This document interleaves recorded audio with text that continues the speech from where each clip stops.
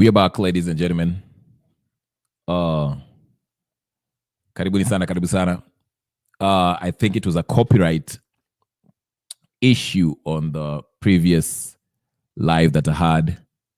So that's why they kind of struck it down. The stream was ended because I was using stuff from another news, whatever case it was. So here we are again on the second one. So don't worry, we are okay. We are Mambo Sambamba. But anyway, ladies and gentlemen, brothers and sisters, friends, and comments, this is Kenyan Revolutionary. If you haven't subscribed to this channel, go ahead and subscribe. Let's get started with the news of the day. I won't hold you.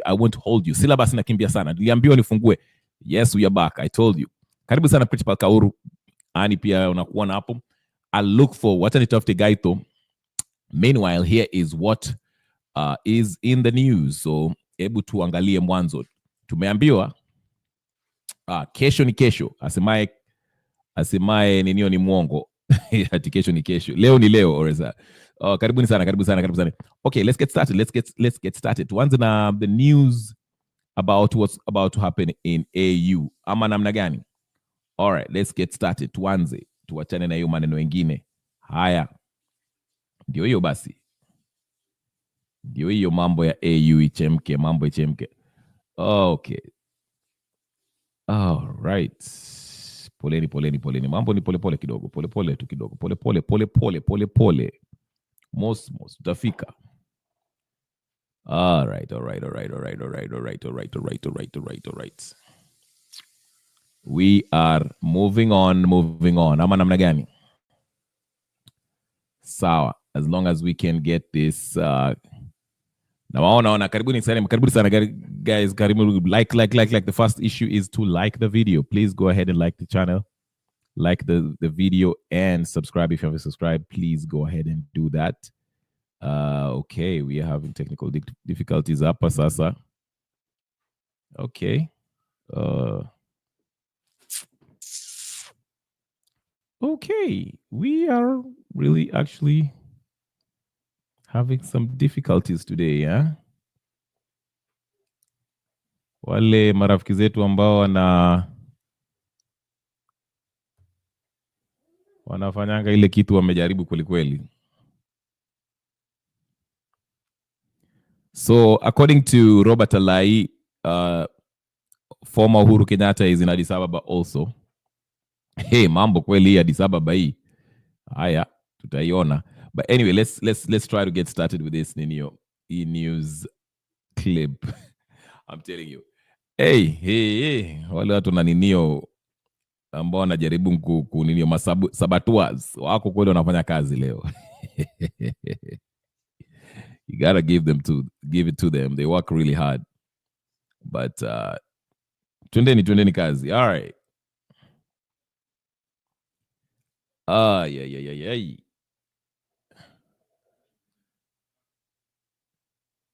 Is joining us live from Addis Ababa, where he will give us the insights into the key developments, the major contenders, and what this election means for the future of the AU.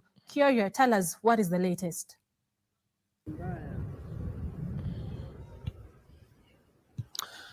Thank you very much. Back in studio. And indeed, as you have rightly pointed out, the contest that is going to be happening tomorrow pits the Honorable Raila Odinga against Randriaman. I guess saying anything opposing Raila Odinga.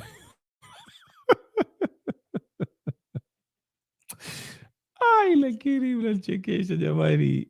Ni sawa, tutangangana. Hakuna shida boss.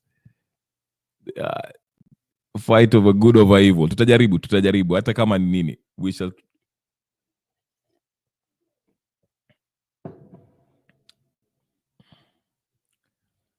Wow. All right. They're really fighting. Okay. We finally beat. Hey. Is joining us live from Addis Ababa, where he will give us the insights into the key developments, the major contenders, and what this election means for the future of the AU. Kyoyo, tell us what is the latest.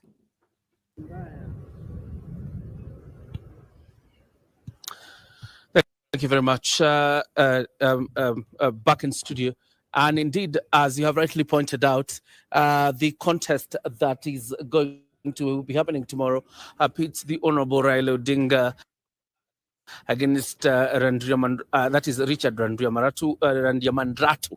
That name is quite a piece.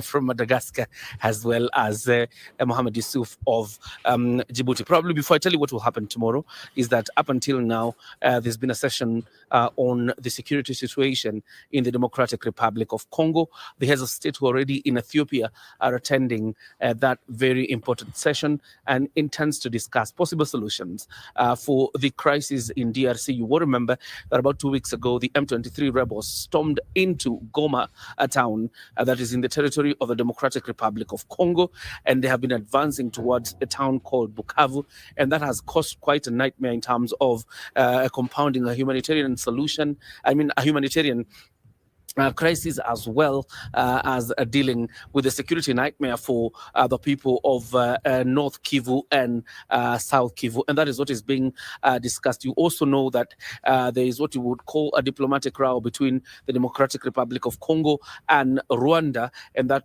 also will feature in those conversations. We understand, other than President William Ruto, who is attending that meeting, the fourth president of the Republic, Uhuru Kenyatta, was also attending that very particular meeting. Now, what happens tomorrow is from 10 a.m., we shall have the opening session of this 48th meeting of the heads of state and government. And from there, of course, there will be opening remarks by Musa Faki Mahamat, the outgoing chairperson of the African Union Commission. We shall also have the chairperson of the African Union. Remember, the chairperson of the African Union is different from the chairperson of the African Union Commission. So the chairperson of the African Union is actually the president of Mauritania, who will be actually handing over that position to the president of Angola. That is Lorenzo Lorenzo of Angola. That is the person who will be taking over the reins of the African Union. After that, we're likely to hear a speech from the president of the state of Palestine. Remember, Africa really has been insistent on ending the crisis that continues, or rather that was unfolding in Gaza. And you remember also remarks that have been made by the American president, that is Donald Trump, regarding what is happening in Gaza. And that conversation is also likely to feature. After that, they will retreat to closed sessions, lunch, and then again another closed session. And then in the afternoon closed session is when we're likely to see the election of the next African Union Commission chairperson. Probably by around 5 or 6, we should be having the results of that election. The meeting will also extend up until Sunday again, and the heads of state will also be having a raft of discussions. But very quickly, let me explain how this exercise will be conducted. The 3 candidates will be subjected to a vote 3 rounds, and in these 3 rounds, it means if the first round the candidate does not, any of the candidate does not get the requisite 33 votes, it means it will be subjected to another round and another. But on the third round, the one of the candidates must be dropped, which means we will remain with 2. That is if none of them has achieved the 2/3 majority. When we go to the 4th vote, it means then we shall be having 2 candidates, and one of them must be dropped. That is if none of them achieves the 2/3 vote. One of them must be dropped to take one candidate to the 5th vote. In the 5th vote, if that candidate gets the requisite 2/3 majority, they automatically become the African Union Commission chairperson to be sworn in the month of March. If he doesn't garner the 2/3 majority, and we're talking about 33 votes, it means then that election will be postponed up until the month of July. Remember now, the Prime Cabinet Secretary Musalia Mudavadi and the Minister for Foreign and Diaspora Affairs has warned Africa against the possibility of postponing this election because it would portray African leaders as being weak and indecisive. The stakes are high. The negotiations are up. And just as you have seen in that story, President William Ruto has been shuffling between one meeting and another to rally his peers in the African continent to back Kenya's candidate, that is. Okay.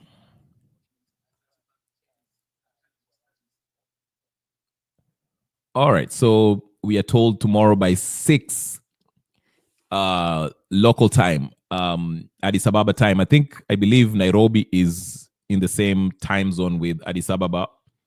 So by 6 p.m. in the evening time, we shall know the results of whether we have a new AUC chairperson or not. I'm joined by Jared Wangira. Mr. Jared Wangira, please, karibu sana. Start where you want to start. The topic is anything Kenyan politics. So if you want to mention the AU, if you want to mention what's happening in the legislative body with the Tangle and the gang, or any matter that you feel you need to share with us, karibu sana. The floor is yours. How are you? I'm doing good. Thank you so much. How are you doing? Oh, it has been a while. It has been a while. Yes. I thought maybe you also went to Ethiopia with 100 of your members of parliament. you know, I belong to the other side. So, you know, my chances of being in Ethiopia, you know, are very limited. Okay.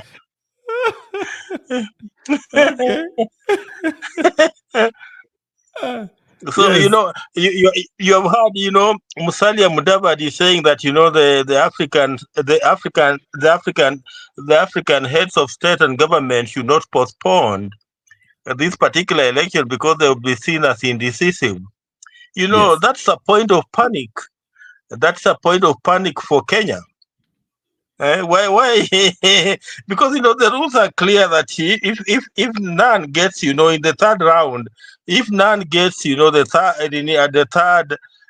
two-thirds majority, then the election must be postponed, you know, for another 1 year, I believe. You know, that those are the rules. Then why should Musalia Mudavadi say that, you know, if the elections are postponed, then, you know, the African leaders will look indecisive?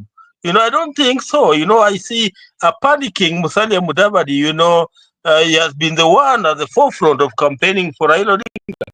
And, you know, among those people who are convinced that Raila Odinga is likely not to become the African Union Commission chairperson tomorrow.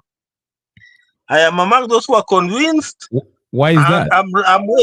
And I'm waiting for tomorrow to be disapproved. But, you know, I have reasons why. Reason number one, you know, let us start from the East African bloc, the East African community. The East African community, already Somalia cannot vote for Raila. There's the issue of the maritime dispute between Kenya and Somalia that has not been, you know, the International Court of Justice ruled that, you know, that coastline was rightly owned by Somalia, and, you know, up to today, Kenya, you know, has not ceded. Secondly, there's the issue of Somaliland. If you know, Somaliland, you know, is a country that's in 1991 that, you know, moved out of the main Somali and has been running its own government. And, you know, Raila Odinga was among those people who are advocating for Somaliland, you know, to secede from the larger Somali. And, you know, it brought a lot of issues. So, you know, when we start with East Africa, Somalia will not vote for, is it Somalia or Somali? It will not vote for Raila Odinga. You know, Burundi, you know, I'm married in Burundi. Those are my brothers-in-laws. I call them my buffs, you know. So Burundi, I also have my doubts with Burundi on whether Burundi will vote for Raila Odinga. And these are my reasons. You know, Burundi and Congo DRC today, Burundi is fighting alongside Congo DRC today in Eastern Congo, you know, to try and defeat the M23. In fact, it's because of Burundi that M23 has not reached Bukavu. It's because of Burundi that M23 has not reached Bukavu, the Burundian army. And, you know, yesterday it was in the papers where my brother-in-law, the president of Burundi, was telling Kagame that, you know, they are ready to face him on, you know, if it's about wars, you know, they are ready to face him on. So Burundi and Congo DRC, I see some doubts because, you know, they feel that, you know, President William Samoei Ruto is, favoring, Rwanda against them. So, there's that feeling that, you are favoring Rwanda against us. So, Burundi and Congo DRC, there's no guarantee that they will vote for Raila Odinga. Then there's another one called Tanzania. Tanzania, you cannot be sure unless you are sure. They are very sly people, Tanzanians. I remember when I was working in the committees in the Great Lakes and even in the East African community. I understand those people. They are very sly. Watakwambia tutakupigia, and unless you see their votes, you cannot be sure.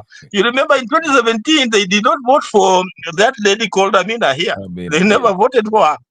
And then, South, there is that historical association of, Tanzania with the Southern African countries. You remember Nyerere, the Nyerere's involvement in the liberation struggle in the Southern Africa, in countries like Zimbabwe, I believe, South Africa, I think Mozambique. There was a lot of Tanzanian involvement. So Tanzanians, feel at home more in the South than they feel at home with Kenyans. With Kenyans. And we have our historical differences, since 1960s. The issue of Ujamaa against, what was a capitalistic, a capitalistic, philosophy of Mzee Jomo Kenyatta. So I'm not very, very sure whether, because already SADC has a candidate in the name of Madagascar, the guy with the longest name that I can pronounce, is a candidate, and SADC wrote to their members asking them, there are 16 of them, asking them to vote for the Madagascar guy. So for the Madagascar guy, there are 16 of them. And SADC is a more concrete, economic bloc than even the EAC, because they even have a defense pact where they say that if you attack one of us, then you have attacked all of us, and that's the reason why they're even in Congo DRC. So I see challenges there, and then there is this issue of the religion, Islam against Christianity, then language, Anglophone against Francophone. For example, the Madagascar guy is a Francophone to start with, and his country is a member of SADC. This guy in Djibouti, he speaks French, he speaks Arabic. So, there's that association of those Arab countries in the north of Africa. Then there's the Islamic factor, there is the French factor. So, finally, there's also the Kenyan the political bad manners, what my good friend PLO Lumumba calls, political bad manners. And the African continent is alive to our bad political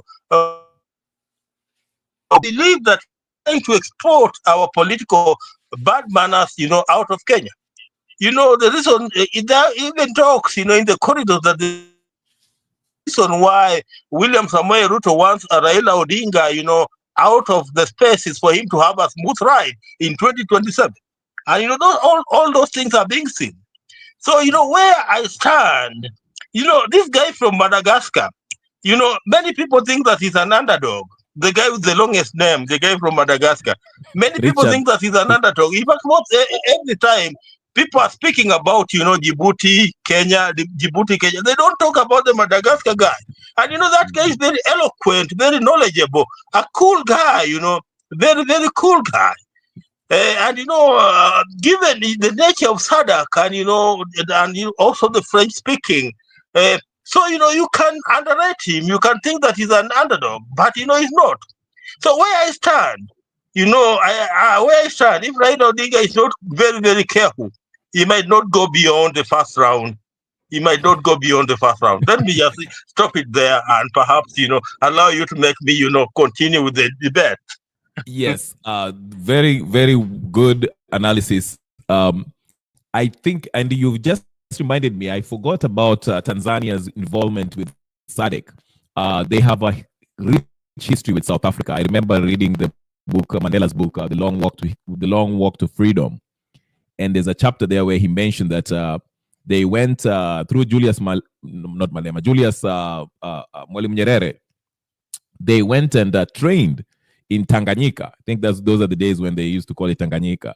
Jomo Kenyatta did not give him any time to Ninio, did not support him. So he got support from Ethiopia, Haile Selassie, and Tanganyika, where they were actually getting arms and training them on Kotosizwe, along with some Zimbabweans. And Angolans, they train in Tanganyika. So yes, you are right. You're very right. I like that you brought that up. That Tanzania actually have a very, very, very strong connection with South Africa. Now, I was thinking, yes, this memo that was they gave out on the 12th for that, so that the SADC vote for their candidate, Mr. Richard, that long name that we both don't know. But I feel like Raila Odinga and Ramaphosa, I think they have a connection, a personal connection. And I thought maybe, Ramaphosa might vote for Raila just because of their, personal friendship. But again, since this vote is going to be, it's going to be a secret ballot, maybe Ramaphosa might not vote for Raila Odinga, and Raila Odinga might not find out who voted for him or not. But this is what I wanted to ask you. Let me say one thing just before you come in.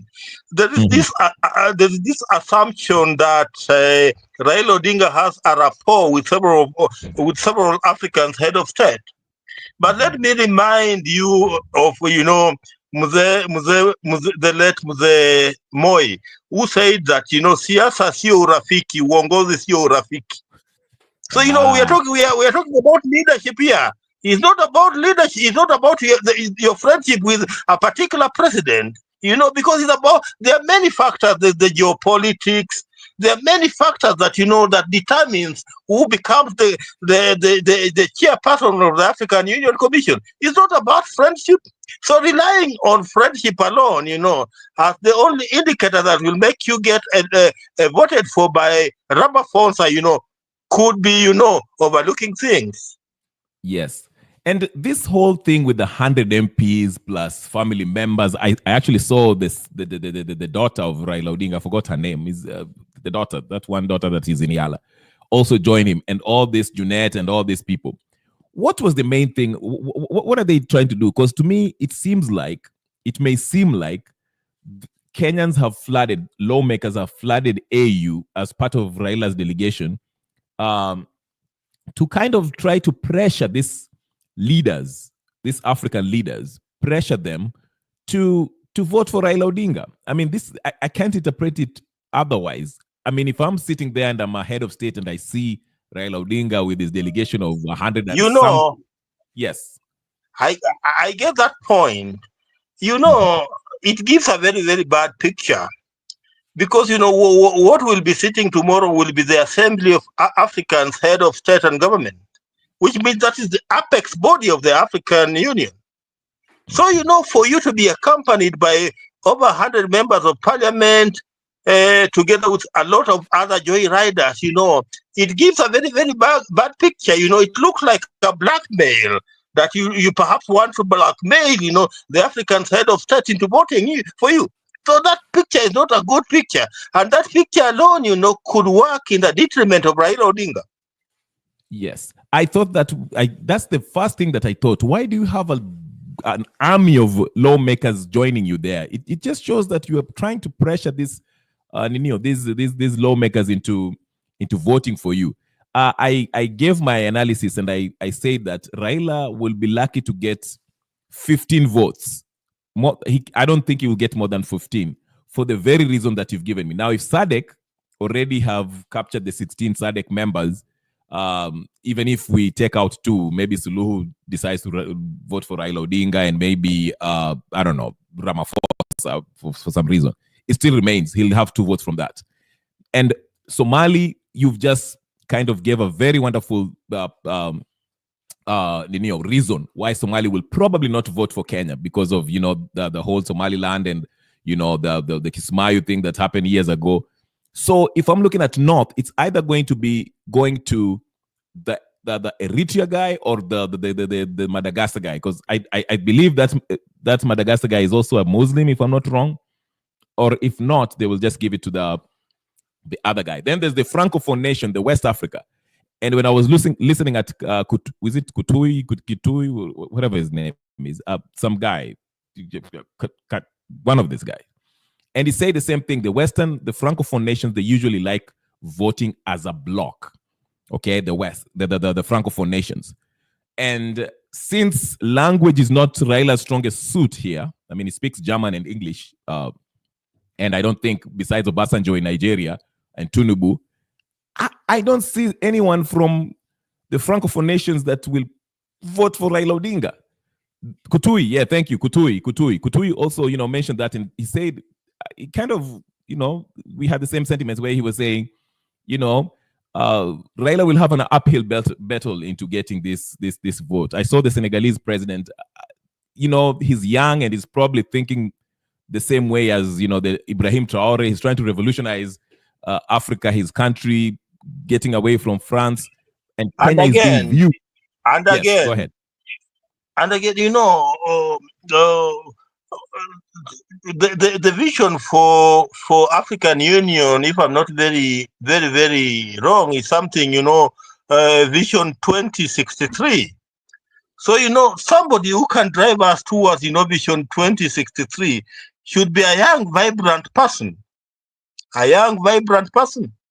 So do you think that an 80-year-old man is in a position, to steer Africa towards, 2063? So I believe that even the age factor, the fact that Raila Odinga is now over 80 years of age because he celebrated his 80th birthday on the 7th of January, that's another factor.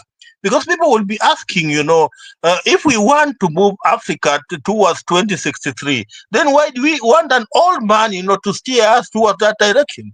Perhaps we need a much younger person, a person who will perhaps be alive, come 2063. Do you think that Baba, even if God would to allow him to live long, will be alive in 2063? In 2063, another almost 40 years from now? So, those are factors that, the people who advised Raila Odinga to run for this particular position never looked at. But, they are likely to work against him. Age alone is a factor. Because, the Djibouti guy is 55. Raila is 80, almost 81. So that's a difference of 25 years of age, 25 years. 25 years, and we are talking about Africa 2063. Then you wonder whether Raila Odinga would be in a position even to draw a paper that can lead us towards, 2063 at the age of 80. So, those are some of the factors that were overlooked. And, many people are arguing that, Trump is over 78, almost Raila Odinga's age. And they're arguing that, we have leaders who are almost that age. This is not a country. This is an organization of an entire continent, that derives policies, that writes the policies of the entire continent. So, for you, if you want, these policies to be derived in the manner that they should be, then you need a much younger person, not a person who is 80 years of age. Like they said, African Union Commission should not be a retirement plan. But the way things look, it seems to be a retirement plan for Raila Odinga. And there are people who are looking at it from that direction, and that could be one of the reasons why he might not be elected tomorrow to become the African Union Commission chairperson. Yes, I heard that's what the Eritrean candidate, not Eritrea, Djibouti candidate say that Africa is not a retirement plan or whatever the case is. Now, this is what I argued, and I'd like you to help me with this and give your opinion on this. I argue that Raila coming back to Kenya is actually beneficial to Ruto than Raila going to AUC. Reason being, when the Gen Z were on the streets and they were threatening to remove Ruto after they just did what they did in the parliament, it was Raila Odinga who came to his rescue. And that's why Ruto still is sitting in that office today. So in case Raila Odinga goes to AUC, wins it, I think Ruto will be more vulnerable because Azimio already have the the parliament and probably the Senate, though I can't count on those MPs or those lawmakers. But in case there's a resurgence of the Gen Z movement where they, have another onslaught of this popular protest, who will come to Ruto's rescue? Because if you look at Raila Odinga, like him or not, 2017 with that handshake, yes, we were going to remove him after Raila took that alichukua kipao. He was going to be, Nani Kenyatta was going to be removed, but Raila Odinga again went and had a handshake. So who will save Ruto this time if the Gen Zs join forces with whoever wants to join forces with them and they decide that they're marching to State House? Because this time there'll be no Raila Odinga. So that's my argument. I don't know if you look at it that way, because I feel like Raila being away, it leaves Ruto in a very, very difficult position in case the whole country, as it is right now, are basically against him. If they decide to march to State House, who will he enter into a handshake with? Let me tell you something yesterday that I read online. I don't know how true it is, but whether the views there were true views, or it was just another of the many fake generations that come up. But there was something about it. Whoever authored it said that we are waiting for Saturday, which is tomorrow, which is today now.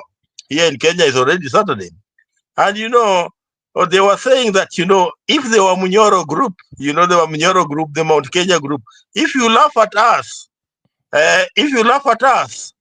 then we will be joining William Samoei Ruto to punish you come 2027. That's what the author said. Then we'll also be looking at the Ruto side. If they also laugh at us, we'll be joining the Wamunyoro side, to punish, William Samoei Ruto. So, there could be sense in what you're saying that, the absence of Raila Odinga in the Kenyan political sphere could create a vacuum. And this vacuum, if well exploited by the GNC, could be in a position, to create the much change that we want. For example, you're bringing a very, very, very important question, because, a very, very important point, rather, that, in case, there are a demonstration, equal to the ones that we had, the Gen Z ones that we had in June last year, in the absence of Raila Odinga, we'll be in a position to quell them. No, because by not Raila Odinga, and if in case we end up with such such demonstrations in Kenya, it could be difficult to quell them, because they will go out of control. And it will become very difficult to quell them. And again, there is this assumption by William Samoei Ruto team that when Raila Odinga is out there, is automatically going to inherit, Raila Odinga's, political backyard. That's an assumption, and I don't know how truly it will work. Because, if you listen to ordinary Kenyans, their problems remain the same.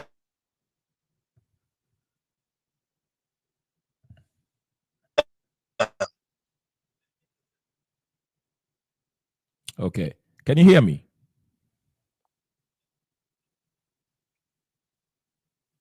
The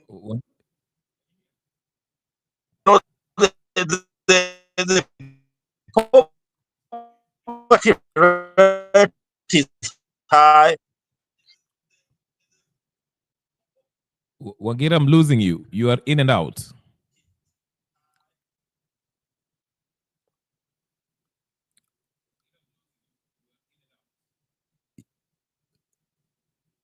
Okay, Mr. Wangira, I lost you. I can't hear you anymore. Rudia tena, Mr. Wangira. Okay. Okay, that's better. I think I'm back. So, I was telling you that, the problems, facing Kenyans, across borders, same problems, poverty, the levels of poverty are high. Unemployment is high. The healthcare system has collapsed. The education system is, beyond reach. So, we across board. It does not matter whether you are Azimio or you are Kenya Kwanza. The problems that you face as an ordinary citizen are same. And Now, minor, yeah, go let me just finish. There's sorry. likely to be that excitement. There's likely to be that excitement, among Raila Odinga supporters, when he's elected to become the chair of African Union. But like what I call the paper fire, the excitement will die as fast, as it comes. And in another 3 months, people will discover that we are still stuck where we are. And in case of now, a revolution like the one that was the Gen Z revolution in place, it will be very, very difficult to quell it, just like I've told you, because, the Raila figure, it was easier for him, to call his troops in order. But, this will be troops that are free there without a commander. They will be out there free without a commander. We'll call them back. It will be impossible. And, there's a big number of the young blood, when I say young blood, the Gen Zs and below. They call it the Alpha, then the Gen Zs, These are the young blood. There are many, many of them.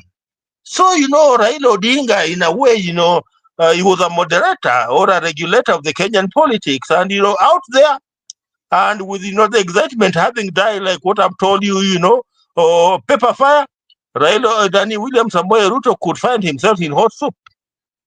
Yes. Now, on the flip side, Raila comes back. Some people argue that this will kind of revitalize his energy, his political vibe, so to say. Okay, like him coming back will be okay.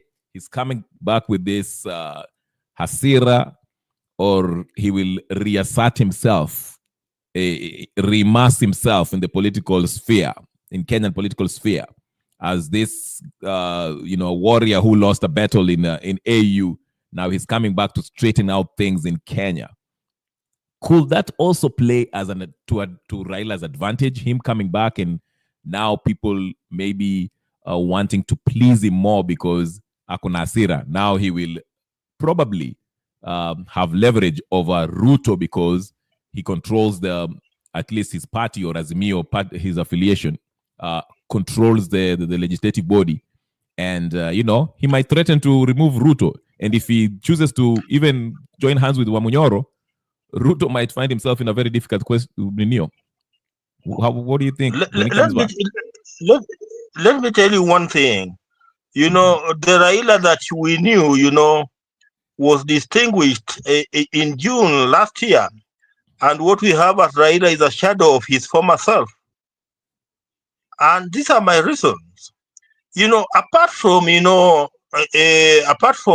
Luo Nyanza, where Raila still maintains, a stronghold, outside Luo Nyanza, you'll find that, people are today asking questions. You go to Kisiland, people are asking questions.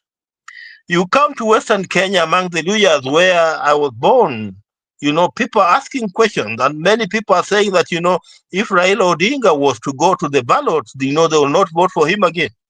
Many, many people who used to be ODM members, have made a decision that, Raila Odinga, if he was to come back and, he goes to the ballot, they will not vote for him. In fact, the talk is that, they wish him well, that, he clinches, the seat in the African Union. And if he does not clinch that particular seat, then he should come back home and retire. That's what many people outside Luo Nyanza are saying. And let me tell you, if Raila was to run in 2027,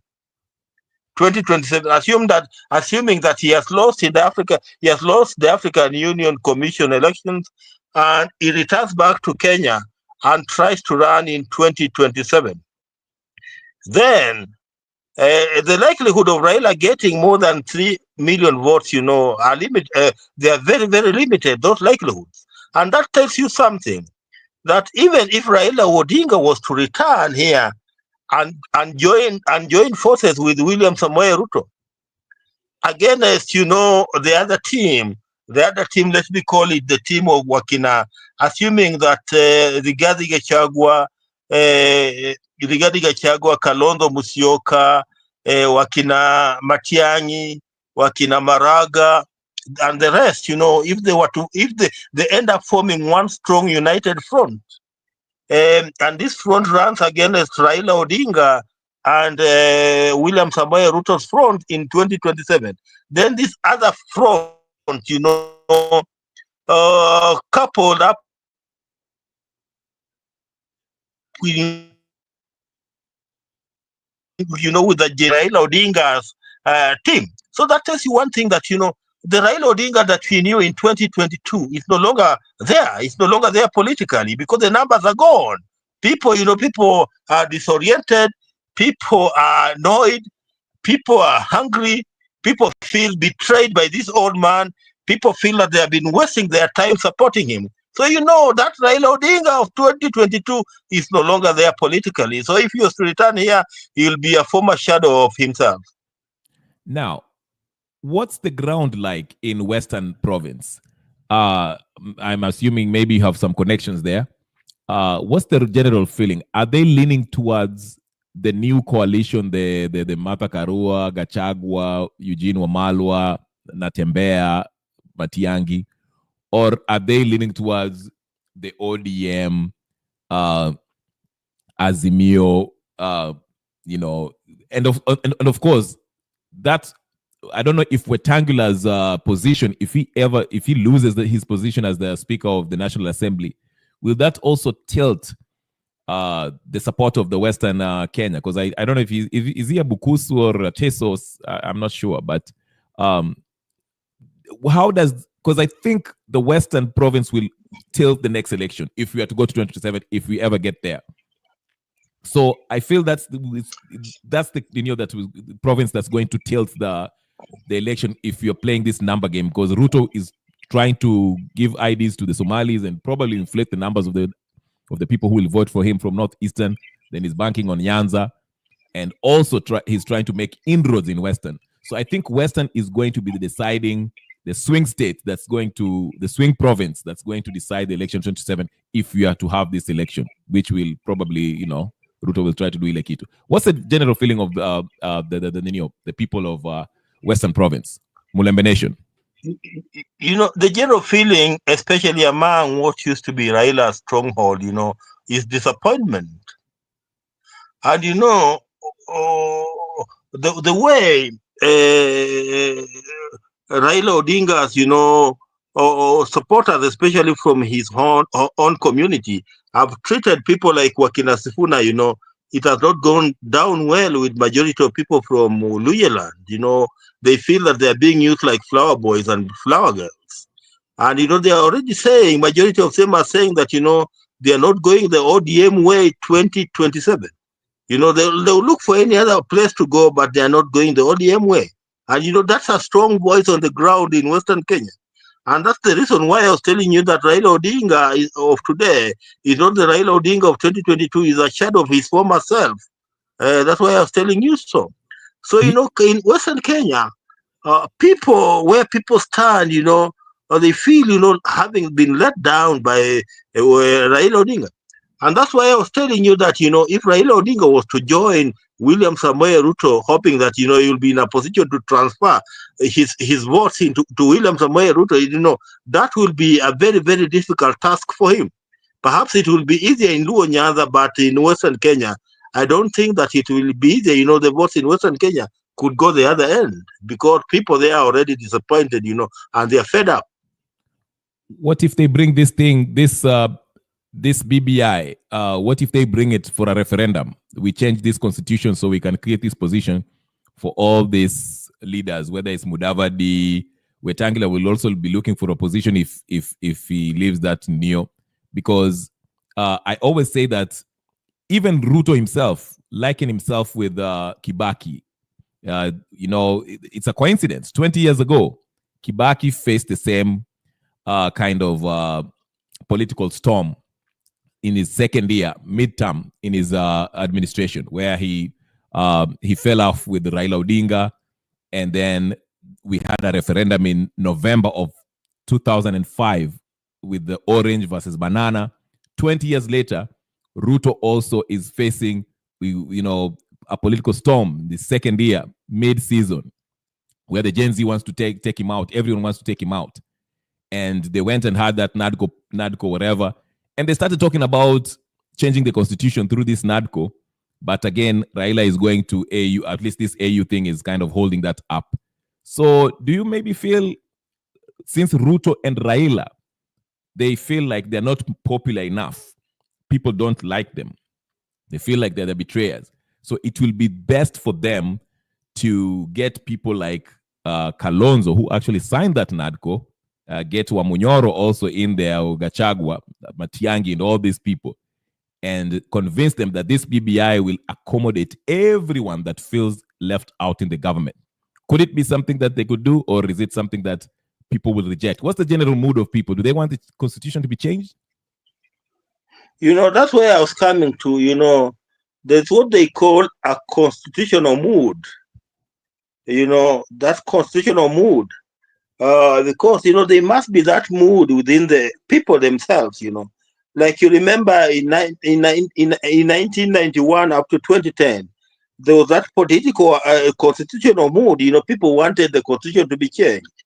Where I stand today as a person who lives in this country, I don't see that mood. In fact, what Kenyans want is, for the constitution to be implemented. Because, things like, the fight against corruption, such things don't need, an amendment of the constitution. They only need, the implementation of the constitution. Implement the constitution, then we are ready to go.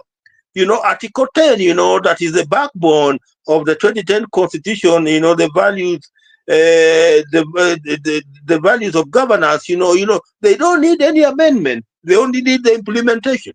So, where I stand, that constitutional moment is called the constitutional moment. Where I stand today, that constitutional moment does not exist at all. Does not exist at all. Because, where people of Kenya stand, it's not about, amending the constitution. It's about implementing the constitution. Because the people of Kenya believe if you implement the constitution well today, then it will not matter, who is the president. If the president could be Somali, it could be Bajuni. The Bajuni is a small community in Lamu. Bajuni, I think they could be less than 100,000. The president could be Bajuni. It could be Turukana. But so long as, he's adhering to the constitution, then the people of Kenya will be ready to go. Like the issue in America today, where even Trump, was cutting, what is supposed to be, foreign aid out of America. And, because of stronger institutions, the court in America said today that, you cannot do that because it was already budgeted for, and the parliament in America passed that, such, aid goes to foreign countries. So, those are what we call strong institutions. So, in Kenya, all that the people want, is to see that their institutions are strong and that the institutions are working. That's all that they want to see. It's not about, changing the constitution, because, changing the constitution where we stand to create jobs for 2 or 3 or 4 people, or to majority of people, it does not help. And, people have discovered that, you just be creating jobs for a number of few people. But at the end of the day, it will not benefit the larger population of the people of Kenya. So where we stand, that constitutional moment does not exist. And if Ruto was to try and push for the amendment of the constitution, then perhaps he could face the same stillbirth as it happened in 2005. Remember, during the banana and the orange, referendum, where the banana lost. He could equally lose, because the people of Kenya are not excited about amending the constitution. Where I stand, and because I live in this country, I don't hear them say that they want the constitution amended. What I hear them say is that they want good governance, and that's all. Now, last question. 2027. What's your view on it? Do you see Ruto retaining his seat? Do you see a new president? Do you see a revolution happening before then? What's Mr. Wangira's prediction? What's going to happen if I was to give you a crystal ball? What do you see in that ball? It's tricky, and I tell you, it's tricky, and it will all depend on how also things play out at the African Union Commission elections tomorrow. But it's tricky because the situation here in Kenya is shaky. It's still shaky because despite the fact that, the young people moved out of the streets, but, the situation remains shaky. Look at the postings, the war has been, the war has retreated into the social media space, that's where the battle is. And that tells you that, the ground is very, very shaky. And, if if the atmosphere was to change a bit, then, perhaps, you never know what could happen. So I don't want to talk about 2027 because I don't know whether we will vote in 2027. But at all, if we reach 2027, then it will be a bitterly fought election. It will be a bitterly fought election. It will not be very easy for William Samoei Ruto to win. I'm not saying that he cannot win. He can win because, there's what we call, the power of the incumbents. And, in Africa, if you are the incumbent, you can manipulate every sector of the public service, to work in your favor. And we have seen it happen in this country. That is possible. But, it will not be an easy ride for him. It will be a serious battle. He could win, but it could be a serious battle. And there's also a likelihood that he could lose, and we could end up with a new president in 2027. All right. All right. Mr. Wangira, thank you so much. I will keep it this way. Do you know what time the voting will take place in AU? I'm hearing by 6 p.m. in the evening. We shall find out the results. I don't know what exactly the time that they'll be voting. Is it? I don't know how it works. I don't know if they are going to televise when the heads of states are voting, or is it just something that they'll just announce? Okay, these are the votes. Have you ever followed anything and know about how the process works? All that I know is that it is a secret ballot, and a secret ballot is a secret ballot.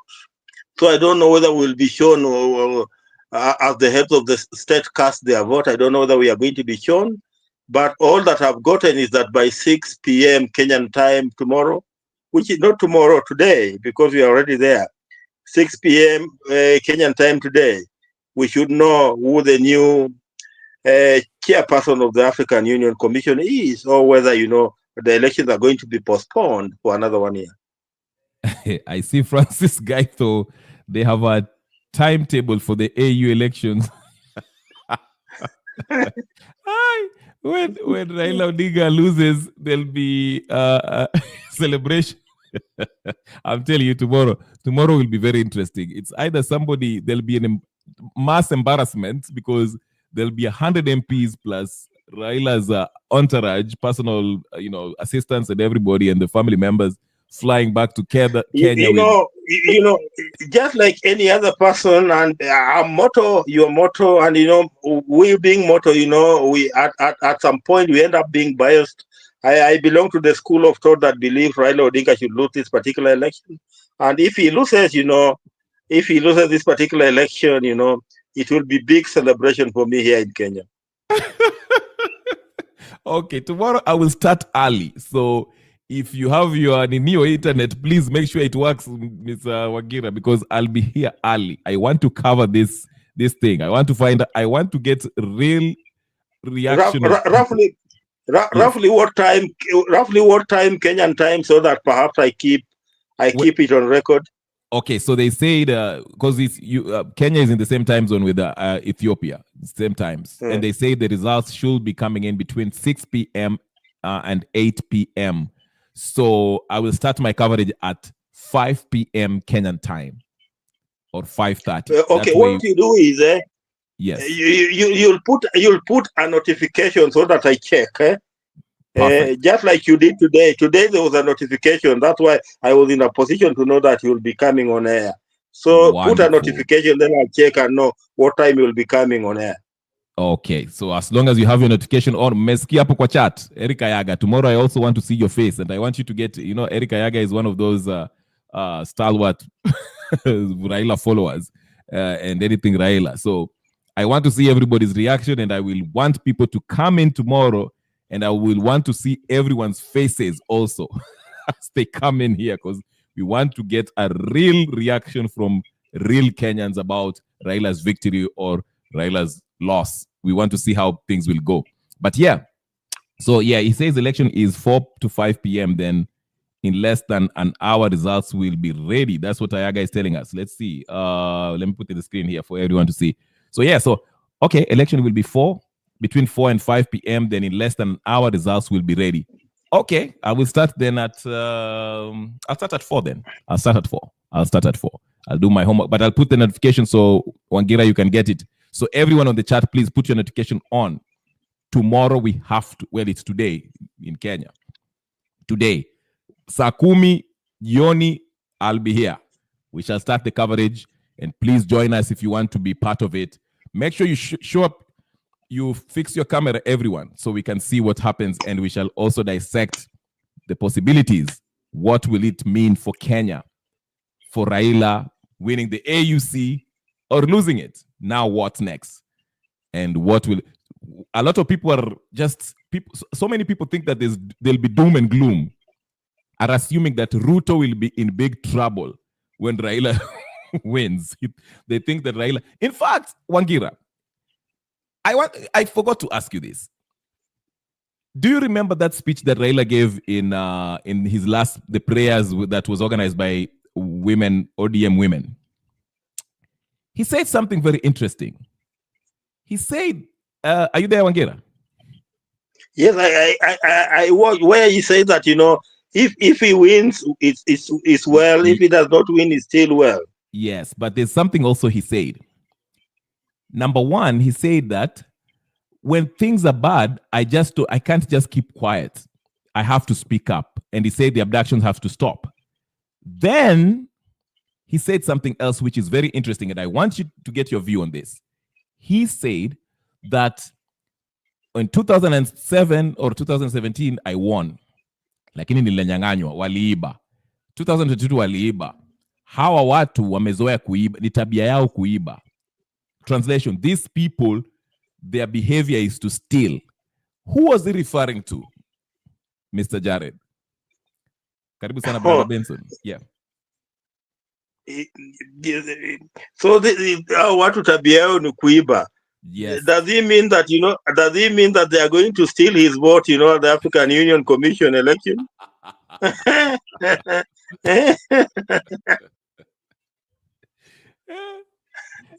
That's why I was asking, who was he referring to when he said watu tabia yao kuiba? Who is going to steal that election? I mean, who is it? And because this is a secret ballot. Yeah. It's a secret ballot. How sure are we that even William Samoei Ruto himself will vote for Raila Odinga? Do you remember the Jeremiah Kioni, the Jeremiah Kioni versus Musalia Mudavadi, when he was Musalia Mudavadi, running mate, and he ended up not voting for Musalia Mudavadi. So how sure are we? How sure are we that William Samoei Ruto will not be punishing Raila Odinga in Addis Ababa tomorrow? How sure are you? He could equally punish Raila Odinga tomorrow again. Right. Yeah, to me, that statement really, I thought it was a very interesting one. And I just had a strong feeling that Raila maybe felt like he's not going to win this AUC position. Just based on that. Because if already you're going to an election, even for the heads of state, and you're already it's like you're preparing your followers to start contemplating a loss. And it will And again, I'd forgotten before you go. This circus that was in Parliament just last week over, who are the majority and who are the minority. And, the sentiment by, Wakina Junaid Mohammed that it will get messy. You remember? Yes. I think, that was just a preparation. I believe that was just a preparation for the ground in case Raila Odinga loses. So if he loses, the first point of contact will be on who are the majority and who are the minority in National Assembly. And that's why I say, and I like this, that's why I say when Raila Odinga comes back, his first order of business is to make sure that he has control of the legislative body. Once he has the control of the legislative body, Ruto will be at his mercy. And he will have to force Ruto to play ball. So Ruto will need him more than he needs Ruto.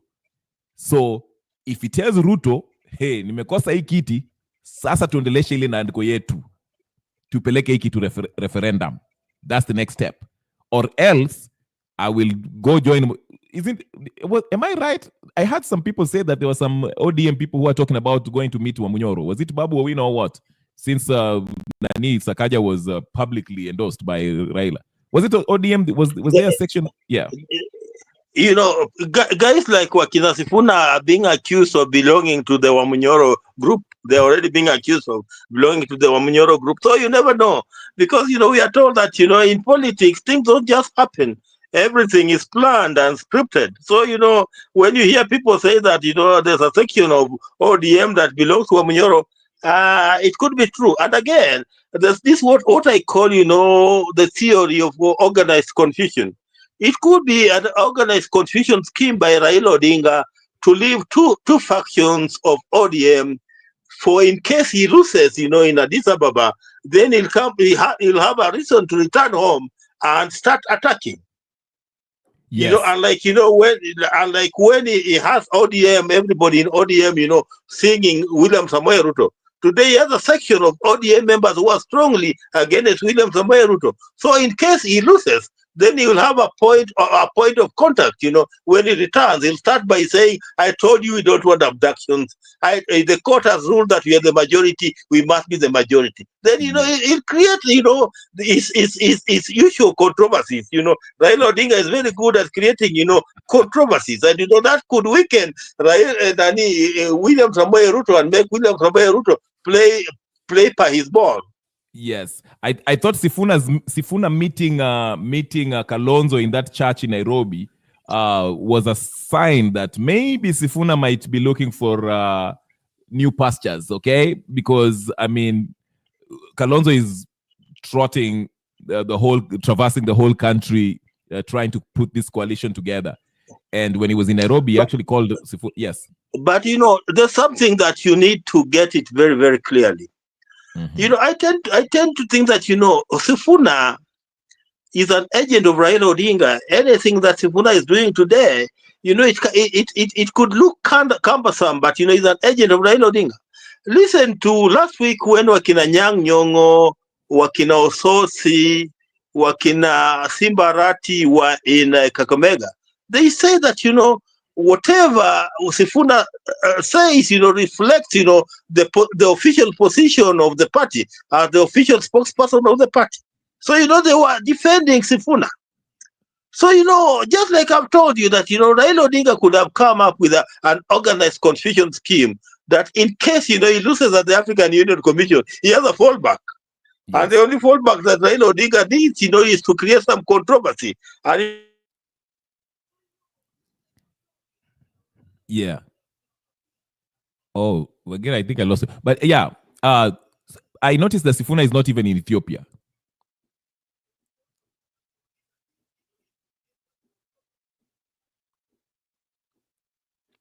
Wangira, are you there? Oh, I lost Wangira. I lost Mr. Wangira. Okay, that's fine. Okay, let's see. Can you hear me? Yes, now I can hear you. I think. So I was telling you that, Sifuna is not in Ethiopia. Imagine he's not in Addis Ababa, Ethiopia. And today he attended Leonard Mambo Botela's funeral service. Yes. And he attended, he's not in Ethiopia. And he has also not been attending most of this ODM, meetings. Even the one that was in Kakamega, he never attended. The prayers that were at Bomas of Kenya for Raila Odinga, he never attended them. So, there's a scheme here that, that the majority of us could not be aware of. But, I see, what I always call, an organized confusion scheme that could be a generation of Raila Odinga for in case he loses, then, he'll have a fallback by creating controversies through people like Wakina Sifuna. to me, I always, and I might be wrong, and you might be right. I feel like Sifuna is slowly distancing himself from ODM. And another one who is going to do the same is none other than Babu Ongeli Owino, with that official Ninio by Raila to Sakaja. I thought you saw that. In fact, Sakaja was even having that orange scarf for crying out loud. Okay, so I feel like maybe that Sifuna and Babu Owino, the most youthful members there, because remember Babu Owino has that connection with the Wamuchomba and all of them there. There's young whatever.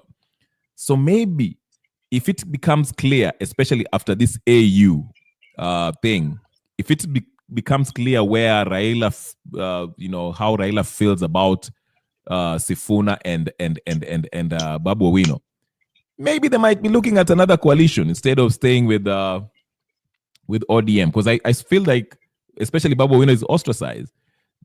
People, ODM people within ODM, I don't think they feel like he's a troublemaker, or he's the most famous one, or he has the most influence within ODM and is young, and he might be a threat to some of them. Because I think ODM is a party that they're not really happy about people making a bunch of noise trying to question the leadership. Okay, so I feel like those two might, in history, down the line, as we continue, especially after the AU, they might jump ship if Raila comes back and puts his feet down, decides which direction he wants to go, whether he wants to go with the young people, the Babu Owinos, or he wants to go to Sifunas. I think that once that becomes clear, these two might jump ship. They might leave and go join Wamunyoro maybe and others. What do you think about Babu? Anything is possible. In the political game, anything is possible, because politics is all about personal survival. So, you'll always jump where, you're sure that, you'll survive, because politics is a jungle. And a jungle, is the fittest and the strongest will only survive. So if you are weak, then you'll be eaten up. So you could be correct that, especially Babu Owino and Sifuna, they could be trying to read the weather. And, if the indicators are clear that, they will not be given an opportunity in ODM, they could jump ship. But again, it could be another scheme of, confusing people. And at the end of the day, they will just remain in ODM. Because where I stand, even that endorsement of, Sakaja by Raila Odinga, I don't think, it was from the heart, I think it was just something of the moment. But, when the real politics starts to play out, I don't think that, Raila Odinga will eventually support Sakaja to run on ODM as governor of Nairobi. The first reason why, I believe you not do that, because Sakaja has come out as an unperformer. His records, are even below those ones of, Mike Mbuvi Sonko in performance. His performance is below par. Secondly, Sakaja has no history of ever having supported Raila Odinga. Since 2013, he has never supported Raila Odinga. So, I don't think that Raila Odinga can sacrifice, a child who has stood with him, all along, like, Babu Owino, in the favor of Sakaja. I don't think so. So, those were just pronouncements, what I would call, obiter dictum. If it was in a court of law, that would just have been an obiter dictum. What Raila said, it's just an obiter dictum. Because, it's what in lay language we call, a by the way. It was just a by the way. And I don't think that it was a serious statement that, Sakaja should hang on. Because if he hangs on that statement, then he's likely to be disappointed, come 2027. So, eventuality, the way things will play around, it will all revolve around what will happen in Addis Ababa, Ethiopia. And again, the win for Raila Odinga could be a bigger disadvantage for even William Samoei Ruto, because he will already have won. He will be the chair of the African Union Commission. So, anaweza cheza ile siasa ya vitina chini kwa chini, chini ya maji, and he can join camp even with wakina his former party leader, his former chairman is Uhuru Kenyatta, and the wakina wa Munyoro and team, to ensure that William Samoei Ruto goes. Raila Odinga is playing politics of convenience today because he wants to become the chair of the African Union Commission. When he gets that position, I'm not convinced that he'll end up supporting William Samoei Ruto. He could end up punishing William Samoei Ruto. He could end up punishing him because he will be the chair of the African Union Commission. What he'll do is, he'll tell his people, kwa chini, don't vote for this guy. So, things are not, where I stand, William Samoei Ruto is just between a rock and a hard place. Irrespective of how things play out, it's between a rock and a hard place. I agree. Apparently, Uhuru Kenyatta also made his way to Addis Ababa. So that is also an interesting development. I don't know, he's going there as Raila's personal friend or ameenda kufanya diplomasi yake pia. I have no idea. So it just, the Kenyan delegation just look really desperate to win this. They are seriously desperate. I mean, it is like the world is ending. If this guy doesn't win that AU seat, I have no idea what's going to happen. They are betting all their money on Raila Odinga. So it will be interesting to see what happens. And if you want to know, let me tell you one thing.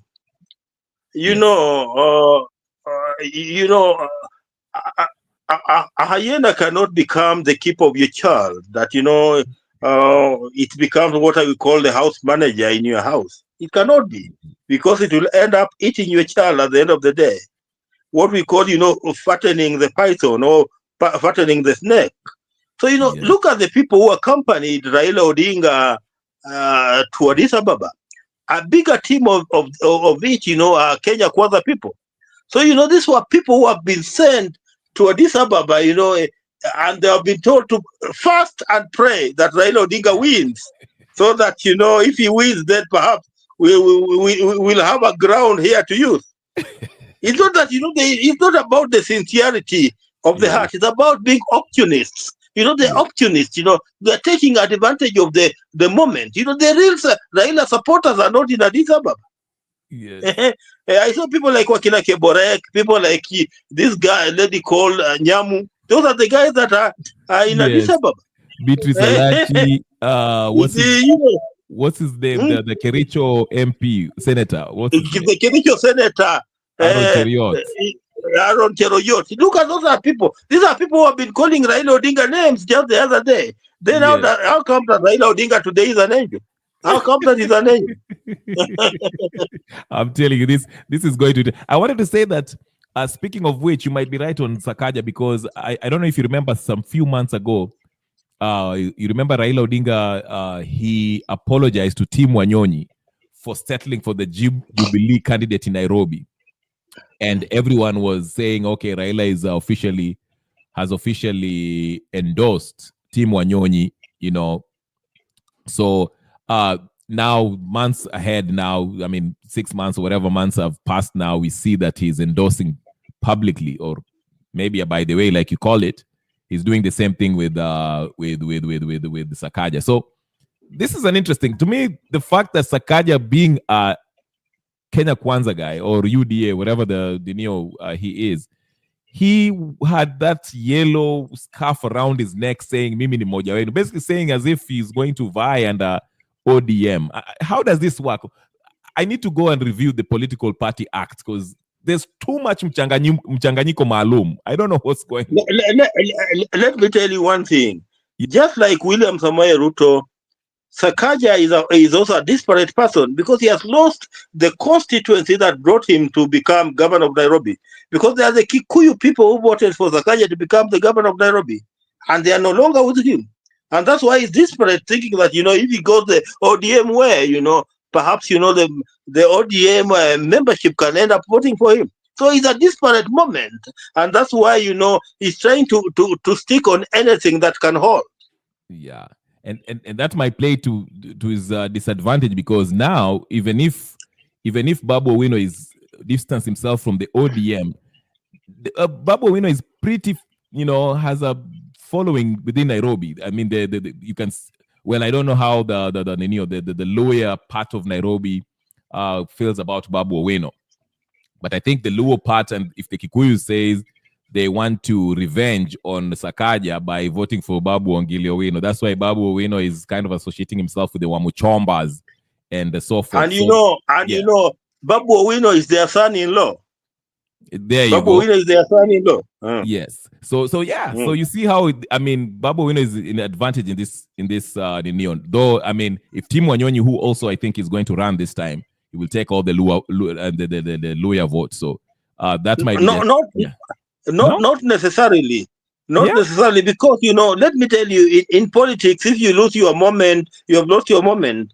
I think that this time, Babu Owino is coming out stronger than Tim Wanyonyi. And even minus ODM, Babu Owino could still be elected governor of Nairobi, where I stand. Why would the Luyas would abandon Wanyonyi? Because I feel like the Luyas in Nairobi might feel like, hey, listen, Raila asked Tim Wanyonyi to stand down so they can go with Igade, like Nani is telling us here. Okay, and Igade, you had Raila apologized to Igade publicly and said, I made a mistake by settling for the Jubilee candidate because Uhuru asked me to do so. So this time, the lawyers will feel like, okay, Raila Nisha, it's time to give mkono to bless Wanyonyi to do so. So if he fails to do that, then they might just do that as an act of revolt, a rebellion from ODM.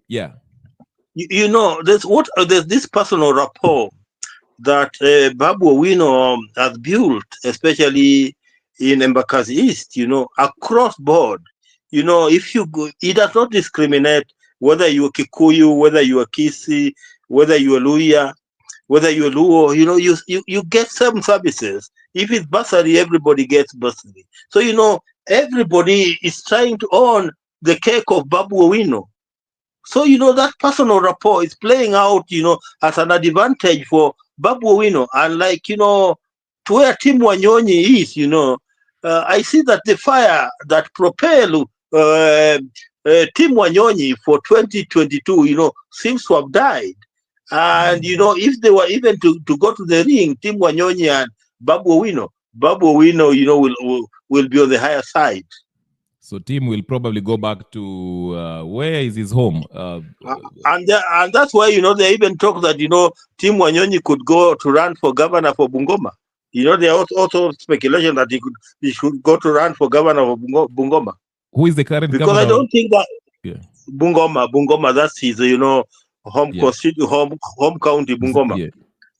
Because in Nairobi, the dynamics in Nairobi today don't favor Tim Wanyonyi for governor. They don't favor him. To me, I felt like, since, there's this division that is happening, there's all this tribalist reasoning where people are saying, the Bantus go with Bantus and Nilots go with Nilots. Maybe, like Eric Ayaga is telling us, maybe... that's the trick that, that's the trap that Babu Owino avoided, and especially it's the reason why he even never voted against, regarding Gachagua, because he knew that there was a trap. That was a trap, and he avoided that trap, successfully. He avoided it very successfully, and Babu Owino, and that's why he's a confident guy, because he knows that he can be voted for across board, even minus ODM. If he does that minus ODM, that will be interesting. But we will see after the AUC today. Later on today, we'll see. But anyway, Jared Wangira, thank you so much for being part of this discussion. I long to listen to your view on this politics as it happens. And again, as long as you put your notification on, please join me at 4 p.m. I will be live covering this whole AU thing. We'll break down what is happening, because I know there's a lot of breaking news coming from Addis Ababa, and hopefully you will join me and others also who are in the chat. Ayaga, I hope you'll be here too and join the... Ayaga, I know he's like, what is he saying? Area is silly of all must be given to a band. I don't know what he's saying. But yeah, So thank you so much, guys, for joining me for this quick live session. We shall also have another one tonight. I mean, this evening, so that we can see how things unravel in Addis Ababa, whether Raila Odinga is going to get this AU seat or not, and they will see the reaction. Niliona watu wanaimbaimba huko Addis Ababa, wanaimbia Raila 100 people in a big table. Hey, sherehe zimeanza na hata yawa. Hii itakuwa kali. So we shall see. Meet me here. It's an indoor event. What's an indoor event? Okay, what? Yeah, even if it's an indoor event or outdoor event, we shall get the results at some point. We shall get some results, and that the result is what we are interested in. We want to see who is going to win. So thank you so much, Mr. Wangira. Please get some sleep. We will need you tomorrow to be not too sleepy. Okay, so so thank you so much for your contribution. And Ayaga, Ayaga, you and your politics. Will be here also. Annie asanteni sana. Annie was telling me about Francis Gaito. I saw what Gaito ameandika hapo. Gaito is something else. It's so funny. And the numbers of all AUC polls are open. We saw that I think Miguna also posted something about Ninio. The results. Let me see. Let me just show the polls. I think it's in Gaito tweeted it from Miguna's page about the current poll, the possibility, possible votes that will go to Raila Odinga and the rest. Let's just take a quick look at it as we approach the D-Day, the hour of truth, the moment of truth. We want to find out what is going on. Let's just take a look at it. Let's go to Francis Gaito's page. Let's see. Gaito. Francis, ndio hiyo. Haya, sasa ndio hiyo. I think it has been renewed by, hold on. Oh, if I can share it. Can you guys see the screen, ladies and gentlemen, brothers and sisters, friends and comrades? All right, it's loading. Give me a few seconds. Just loading. All right, can you guys see it? There's Gaito stuff. Let's see. It's slow, but it's working. Okay. Well, this is what Guna is writing. He's saying these are the numbers when the ANC polls open. Africa listens when we speak. Bon, I can't say that French word, but bon. Is it bon voyage? Bon voyage? Bon voir? Bon voyage? I don't know. Your trip back. Bonavi. I think it's Bonavi or something. Bonavi. But whatever the case is. On your trip back, Conman Raila and your primitive choir of 300.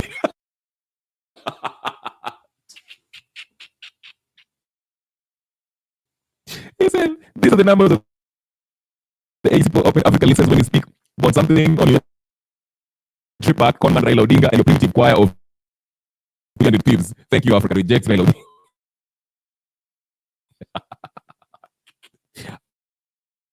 Odinga. Whoever says disappoints. People never disappoints. I'm telling you, this is fun. This is so funny. This is so funny. Anyway, what other stuff is going on? Is it loading? Okay, there it is. I think it has loaded yet. There you go. There you go. There you go. Yeah. Anyway, it's not. All right. I think you guys can see the screen. You can see the screen. And your screen here. All right, let's get back to the main now. The main in you. But anyway, guys, please do not take a minute and like the video. Subscribe, share, like, comment, and do all the stuff. Put the notification on. We shall be bringing you live. We shall bring you live. Oh, I'm echoing. Poleni. Let me see. Why am I echoing?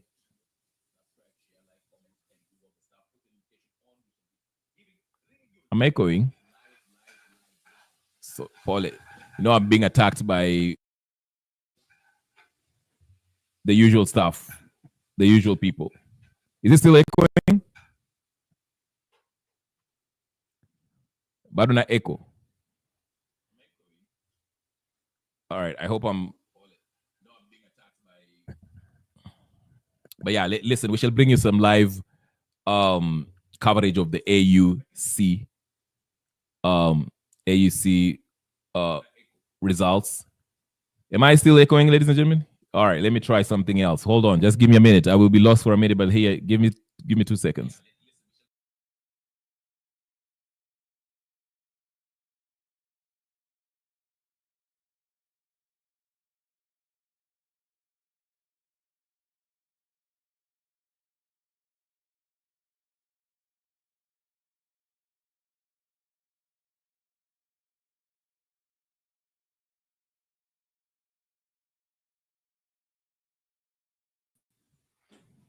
All right. All right. Are we still echoing? All right. How is it right now? Still echo? Echo?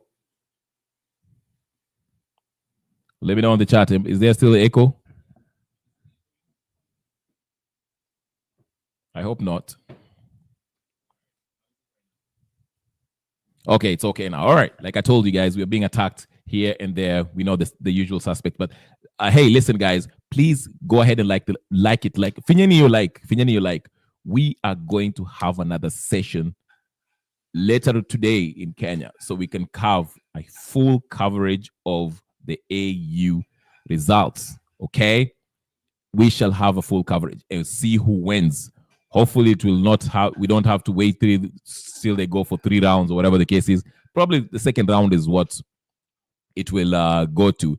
I don't think they'll have the winner in the first round because there's so much. Maybe you never know, but I doubt. I think we'll have to go to the second round of voting, and a winner shall be announced. And let's see. I don't think Raila Odinga will win.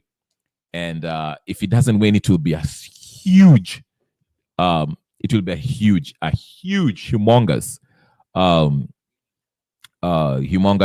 embarrassment with all those 300 people that went up there to Mlaki. Okay, these people wanamlaki kama bwana Yesu jamani. Hii kitu. Oh crap. Anyway, I wanted this other one. Yeah, so we'll get you connected with what's happening. Hold on, guys. Let me. Okay, hold on. Yeah, as I continue to give you what you need, ladies and gentlemen, brothers and sisters, friends, enemies and comrades, this is election night, AUC live, 4 p.m. Kenyan time and Saudi Arabia time, Ethiopian time. We shall be bringing you news about AU chairmanship, the winner. Okay, so stay tuned. We'll be here for you. For more details on this, we join our crew in Ethiopia's capital, Addis Ababa, as Duncan Haimba joins us with the latest from the African Union Commission chairmanship race, which is just in less than 12 hours to go. Haimba. For more details on this, we join our crew in Ethiopia's capital, Addis Ababa.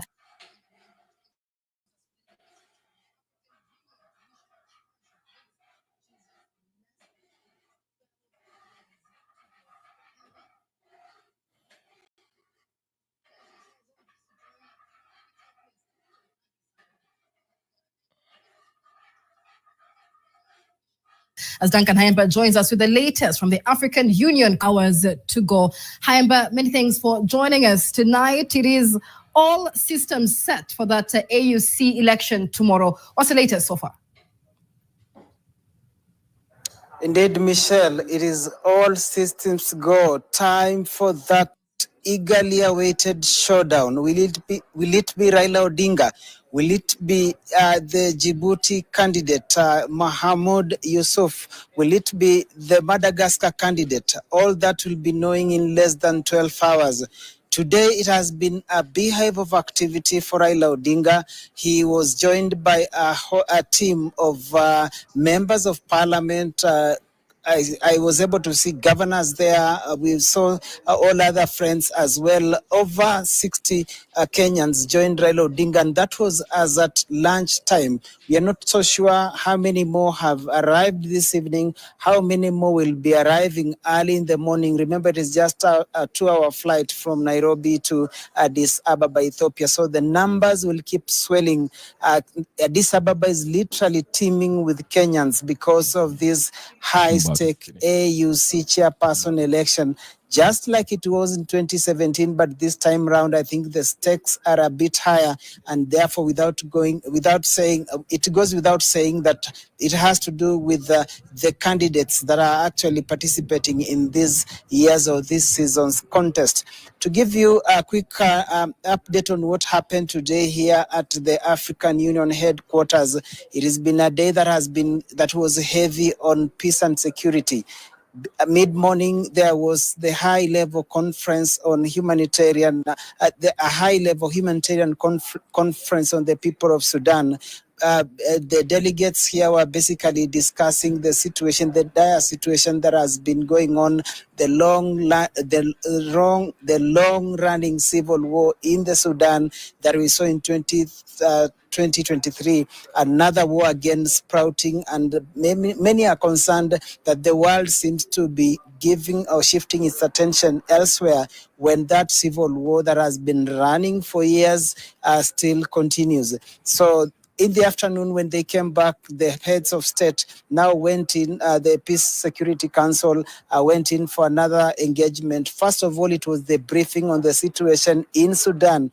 Again, they were having the reports on what needs to be done now as a matter of urgency. And then now, after that, at around 6 p.m., they shifted to Eastern Democratic Republic of Congo.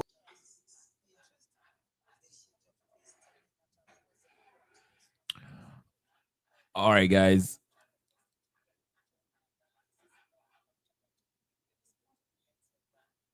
All right, guys. That's the news for now. Please join me. Put your notification on. Join me at 4 p.m. Kenyan time.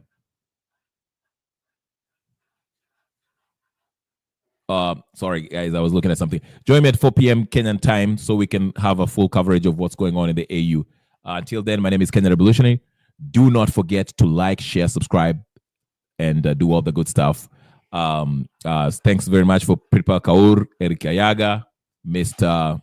Wangira, who was here, who joined us in this wonderful discussion, Mr. Green. I don't know if you missed or missed. Anika Makawaida, Brother Benson.